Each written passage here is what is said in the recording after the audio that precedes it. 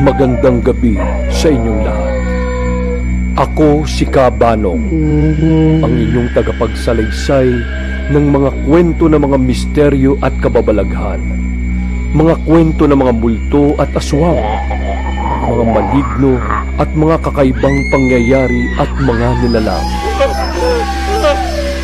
Dito lamang sa Aklat ng Lagim na pinamagatang Manananggal na Pokpok sa Quezon Ave. Mga totoong kwento ng lagim ni Kabano.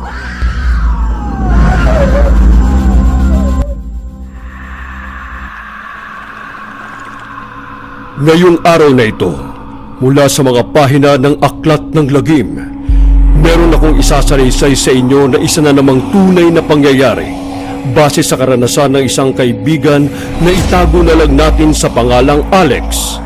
Siya ay tubong taga-Tondo, Manila. Noong taong 1992 ay may napabalitang manananggal na naghasik ng lagim sa Tondo. Marami ang mga kwentong lumabas tungkol sa manananggal na ito. At isa sa mga kwentong ito ay mula sa kaibigan ni Alex na si Sunny na muntik nang maging biktima ng manananggal. Paalala lang mga kasangga na ang kwento ngayong araw na ito ay hindi maaari sa mga menor de edad dahil may mga eksena tayo dito at mga lengguwahe na hindi nararapat sa mga bata. Ngunit bago tayo magsimula, pinapaalala kong muli na may mga shoutouts tayo mamaya sa video ito. Para sa mga bagong subscribers natin, pumindot sa join button at naging kasangga ni Kabanong at nagkaroon rin ng badge, special emojis, limited edition t-shirt at ng mga special perks. Kaya kung hindi pa kayo nakakapag-subscribe at pumipindot sa join button, gawin nyo na ito ngayon na. Kung hindi, may hahatak sa mga paa ninyo mamayang gabi. At ngayon, sa ating pagpapatuloy. Ayon kay Alex, noong taong 1992, nasa edad 25 pa lang siya. Siya ay nagtatrabaho sa paninderya bilang panidero. May nakasama siya doon na isang delivery boy at naging kaibigan na rin niya na si Sunny. Binata pa siya at wala ng ibang pamilya. Siya ang mabibiktima ng manananggal. Si Alex naman ay nangungupahan katabi ng kwarto ni Sunny. Madalas nahuhuli si Sunny sa pagpasok at madalas napapagalitan ng Chinese nilang amo. Ikaw, Sunny, ikaw lagi late. Sa susunod, ikaw na malate, ikaw akin tanggal trabaho, ha? Oho, agahan ko na bukas. Bukas, ikaw aga. Pero sunod bukas, ikaw naman late. Lucky akin negosyo dahil sa'yo. Sunny, bakit naman kasi lagi kang nalilate? Ano bang ginagawa mo? Paano ba naman, Alex? Yung bagong border sa atin, dun sa gitnang kwarto. Grabe, lagi kong inabang ang maligo. Grabe, Alex. Ang laki. Kapuspalad talaga ako sa kanya. Anong kapuspalad? Tignan mo ang palad ko, Alex. Kapos ang palad ko sa laki ng boobs niya. Ikaw talaga, Sunny, oh. Kung ano-ano yung pinag-aagawa mo. Magugas ka nga ng kamay. Parang may malagkit pa dyan sa palad mo. I-deliver mo na yung mga soft drinks sa tindahan ni Caselso. Kanina pa hinihintay ng matanda yung mga soft drinks na yun sa tindahan niya. Oo na. Daig mo pa yung amo natin yung chiko mag-utos eh. Hindi naman sa ganun, Sunny. Ayaw ko lang na gabi na naman tayong umuwi dahil sa mga late delivery na yan. Nadadamay pati ako pag di mo nagagawa lahat yan. Pati ako, hindi pinapauwi ni boss eh. Hanggat hindi tapos lahat yan. Ayaw ko naman umuwi ng gabi dahil balitang may gumagalang manananggal dito pag gabi. Marami ang natatakot tumambay ng gabi kina Alex dahil sa manananggal na yun. Kailan lang, biglang nagkagulo sa kanila dahil may nakita mga tagaron sa kanila sa may bubungan. Ayun! Ayun yung manananggal! Sipatin natin, dali! Di mo tinamaan, pare. Ang bilis. Nakalipad ka agad. Saan ba nang galing yan? Bigla na lang yan sumulpot dito sa atin, ah. Mag-ingat tayo. Huwag nang maglalabas sa gabi ang mga tao dito sa atin. Lalo na yung mga bata. Baka mabiktima pa sila eh. Bumuo tayo ng grupo para rumonda gabi-gabi. Tama yun. Magronda tayo. Tama. Kailangan natin sa lugar natin. At rumonda tayo, gabi-gabi. Kaya namang gabi-gabi ay pinagbawal na ang tumambay sa kalsada. Nagkaroon na ng curfew sa kanilang lugar. At nang pauwi na sila Alex at Sunny, ay nakasalubong nila si... Jogabel, kumusta? Saan ka pupunta? Ang sexy-sexy mo naman ngayon. Sabi ko naman kasi sa'yo, sagutin mo na ako. Hindi mo na kailangan magtrabaho. Yan ngang sarili mo, hirap kang buhayin. Idadamay mo pa ako sa kahirapan mo. Kung gusto mo ako, mag-ipon ka. Kahit 500 na lang. Total, kapitbahay naman kita. Pagbibigyan na kita. Puntahan mo ako sa Quezon Avenue. At sigurado, paliligayahin kita. Hindi yang boso ka ng boso dyan. Nagkakaliw na yung palad mo sa kakalaro. Sabay alis at sakay ng taxi si Jogabel. Si Jogabel, kung tawagin ng mga tambay kina Alex, dahil nga sa laki ng boobs nito. Napakaputi at napakakinis ng balat at napaka-sexy nito. Ang ganda ng kanyang mga labi at mapupungay ang kanyang mga mata at may matangos na ilong. Kung titingnan mo siya, para siyang isang diyosa. Yan ang paglalahad ni Alex sa itsura ni Jogabel. Isang gabi, nang dumaan na naman si Jogabel sa tapat ng bakery nila Alex, saktong nandoon rin si Caselso at umu-order uli ng soft drink sa kanila. Buti wala dito si Sunny. Kung hindi, nako, magpapakyut na naman yan kay Jogabel. Alam mo, Alex, may hindi ako magandang nararamdaman sa babae niyan. Nakakita na ako noon yan sa probinsya namin sa Siquijor. At mula na dumating ang babae niya dito sa atin, ay doon rin nagsimulang manggulo dito sa atin ang manananggal. Anong ibig mong sabihin, Caselso? Yang Jogabels na yan ang manananggal? Hindi sumagot si Celso, ngunit makikita mo sa kanyang muka ang pagsang-ayon niya sa sinabi ni Alex. Maya-maya, Alex, pabili nga ng pandikoko. 5 piraso lang. Oh, itong bayad ko. Uy, oo nga pala. Di ba wala na yung nanggugulong manananggal dito sa atin? Alam mo bang mukhang sa Quezon City na ito ng bibiktima? May natagpuan daw na lalaki. Wakwak ang dibdib. Wala nang puso at tatay. Ang sabi, salvage daw yun. Pero sigurado ako, yan yung manananggal na nanggugulo dito sa atin nung nakaraan. Dahil may rumoronda na dito sa atin, mukhang lumipat na ng lugar para dun mambiktima. Ay, teka, napachika na ako sa'yo. May sinasaing nga pala ako. Diyan ka na nga. naiwang napapaisip si Alex. Totoo nga kaya ang sinasabi nila? Totoo kaya ang sinabi ni Caselso na si Jogabel na roommate nila ang manananggal? Isang gabi, noong nakaupo daw si Alex sa labas ng inuupahan nilang kwarto at tulog na si Sunny, nagulat siya nang biglang lumabas si Jogabel sa kanyang kwarto na nakatapis. At may daladalang isang maliit na bote sa kamay niya at sabonera sa isang kamay. Miss, sensya na ha. Alam ko naman na yung binansag sa'yo hindi yun ang tunay mong pangalan. Ako nga pala si Alex. Ikaw? Mabait naman daw na sinagot siya ng babae. Annabel talagang pangalan ko. Siguro dahil malaki ang boobs ko. Kaya nila ako tinawag na, alam mo na, Jogabel. Mabuti hindi ka napipikon sa kanila, no? Ay, teka. Bakit nga pala nandito ka pa? Masyado nang malalim ang gabi,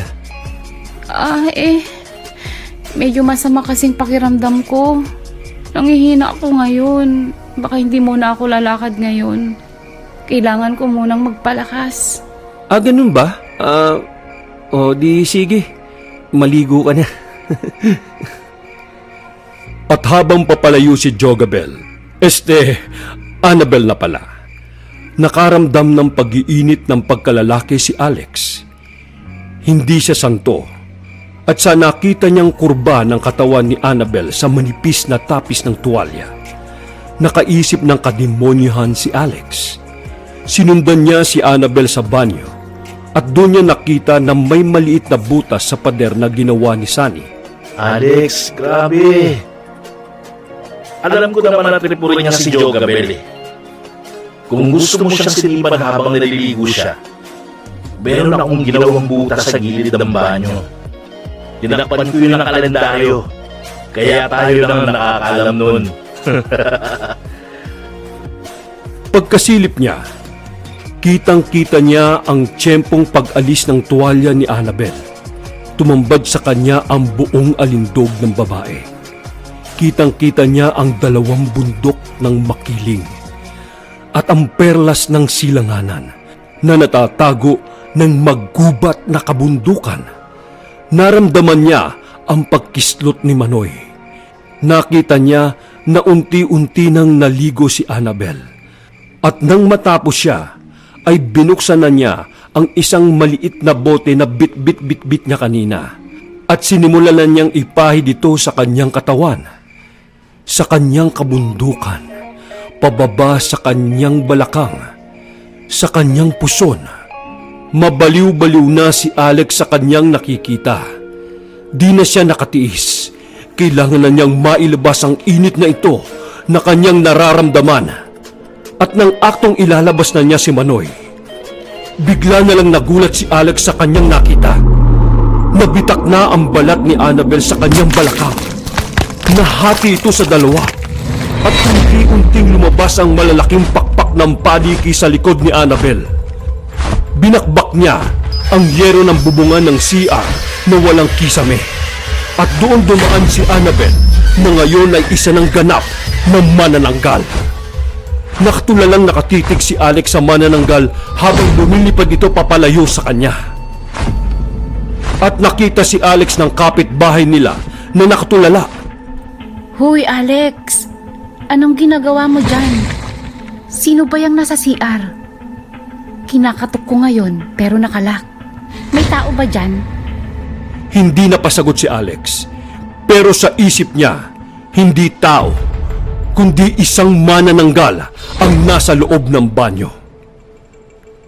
Kinabukasan, inabot na ng gabi, ay nakatulala pa rin si Alex sa nakita. Di niya alam kung sino ang pagsasabihan niya sa kanyang nakita. Nang biglang dumating na humahango si Sunny. Alex! Alex! Nakadiskarte ako ng 700 sa Bombay. Madadali ko na rin sa wakas yung Jogabel na yan. Dadaanan ko siya sa Quezon Ave. Nandun daw siya ngayon. Dadalhin ko na lang siya sa Quezon City Circle. Doon ko na lang siya titirahin. Kulang na kasi ang budget ko eh. Sabihin mo na lang sa amo natin, umuwi na ako dahil sumama ang pakiramdam ko. At dali-daling humangos at sumakay ng jeep papuntang Quezon Ave si Sunny. Yari ka sa akin ngayon. Pakipot ka pa. Pag natikman mo ang romansa espesyal ni Sunny, baka hanap-hanapin mo na ako. At ikaw pang magbakaawa sa akin. Sa bakery, biglang natauhan si Alex sa kanyang pagkakatulala. Si Caselso! Sa kanya ko sasabihin ito. Siguradong paniniwalaan niya ako. Maya-maya pa ay pumunta na si Alex sa tindahan ni Caselso. Caselso! Caselso! Alam kong kayo lang ang maniniwala sa sasabihin ko. Si Jogabel, si Annabel, yung kapitbahay namin na pokpok. Nakita ko kagabi. Nagpalit siya ng anyo. Tama kayo. Siya nga ang manananggal. Saan mo naman nakita ito? Ha? Ay, basta nakita ko siya kagabi. Nagpuna siya ng parang langis sa katawan. Tapos, ayun na! Nahati yung katawan niya at lumipad gamit ang malalaking pakpak ng paniki. Ang malupit nito, pupuntahan siya ngayon ni Sunny. Kaya mamaya, magiging biktima siya nito. Caselso, anong gagawin natin? Huwag kang mag-alala. Meron akong buntot page dito. Isang panlaban yan sa manananggal. Dapat rin ay magdala tayo ng asin at kalamansi. Dapat nating lagyan ng mga ito ang kalahating katawan na naiwan niya upang di na ito makabalik sa kalahating katawan hanggang siya ay abutan ng pagsikat ng araw. At doon siya mamamatay. Siya nga pala, saan ba daw sila pupunta ngayon? Malamang, nasa Quezon City Circle na sila ngayon. Dali ka, Celso! Mag-taxi na tayo para maabutan natin si Sunny ng buhay! Samantala, sa Quezon Memorial Circle, Teka lang. Huwag mo akong dilaan sa tenga. Malakas ang kiliti ko dyan eh. Gusto ko, ako ang roromansa sa'yo. Gusto ko, ako magpapaligaya sa'yo. Yun bang gusto mo? Ha? Eh di, sige. Kung yan ang gusto mo, simulan na. Dali. At na ako. Ano ba? Dali. Basta humiga ka lang. Ako nang bahala sa'yo.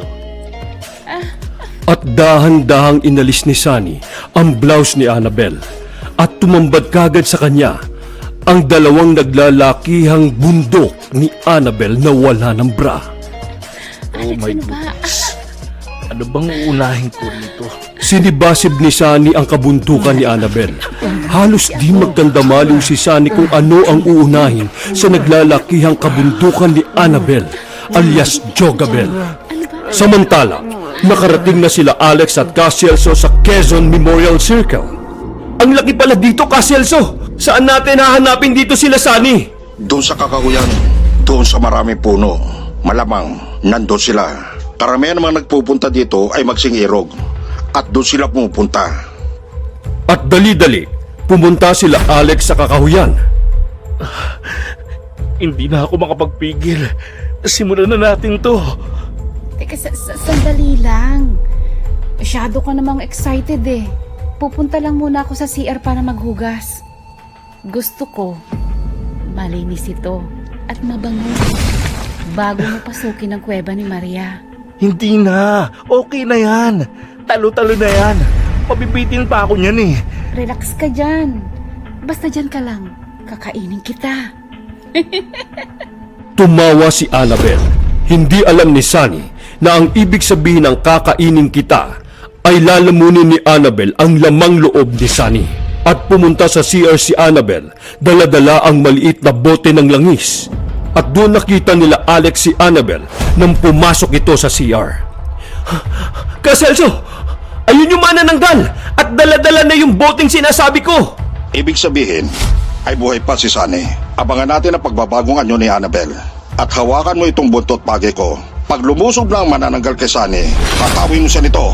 Habang ako naman, ay lalagyan ko ng kalamansi at asin ang naiwang katawan niya. Caselso! Ayun na yung manananggal! Lulusubin na si Sunny! Gusto mo kainin kita, di ba? Eto na! Kakainin na kita! Annabel! Bitiwan mo siya! Huwag kang mangyalang dito, Alex. Kung ayaw mong pati ikaw, elamunin ko. Ah, ganun! May regalo ko para sa'yo! Heto ang buntot pagi!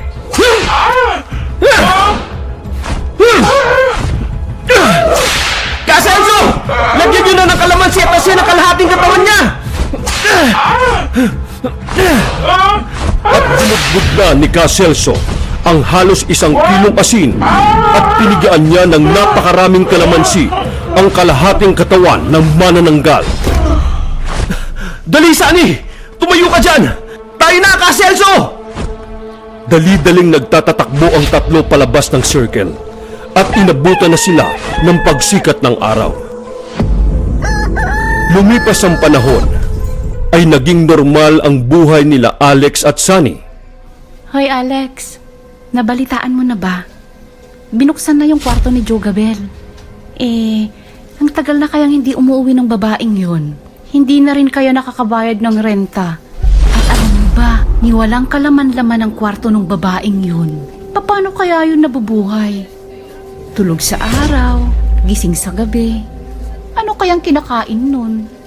Hay nako, kung mag-aasawa ka Alex, huwag ganong babae ang piliin mo ha.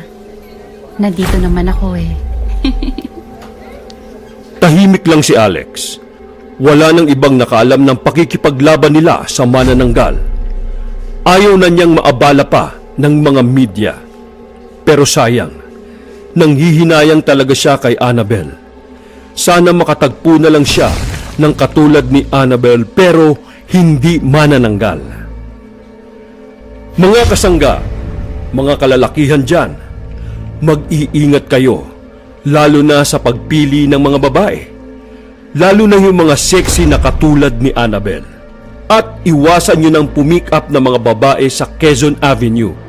Dahil baka mamaya, may isang manananggal na naman na kakain sa inyong kalamnan na pati si Manoy. Damay.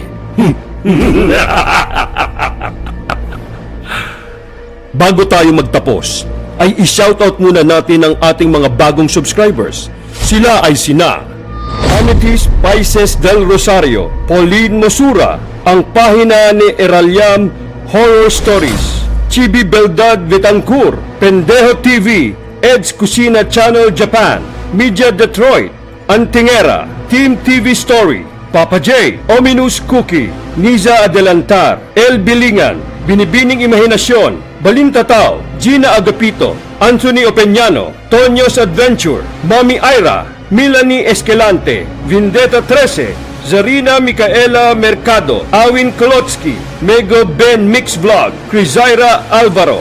And special thanks sa ating mga Ganap na kasangga ni Kabanong. Nika Nochelle Urbano. As pamana member, makakatanggap si Miss Nika Nochelle Urbano ng isang limited edition t-shirt mula sa Aklat ng Lagim. At salamat rin kay Shasha Sudario bilang ambag member. Maraming salamat sa inyong suporta. Kung gusto nyong maisama ang mga pangalan nyo sa susunod na shoutout, ay huwag kalimutang mag-subscribe at pindutin ang bell button para ma-notify kayo ng mga susunod na upload ko ng mga videos. At pindutin nyo na rin ang join button para maging ganap na kasangga na kayo ni Kabanong at magkamit ng mga special perks at isa na rin ang limited edition t-shirt pagpamana member kayo.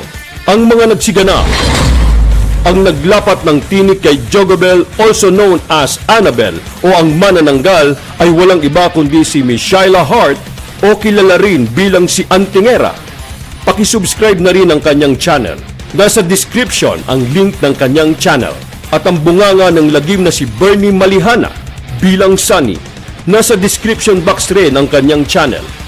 At ang kwentong ito ay mula kay Bobot Sale, kaibigan niya si Alex, at siya ring gumanap kay Ka Celso.